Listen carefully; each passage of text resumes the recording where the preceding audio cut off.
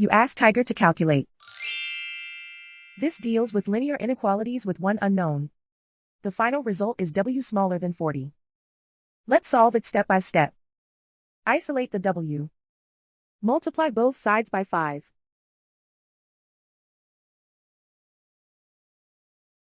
Group like terms.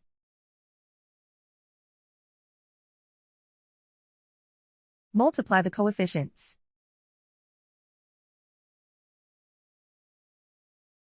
Simplify the fraction.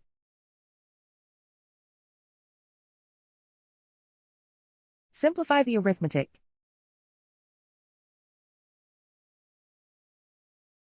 Plot the solution on a coordinate grid. And so the final result is W smaller than 40.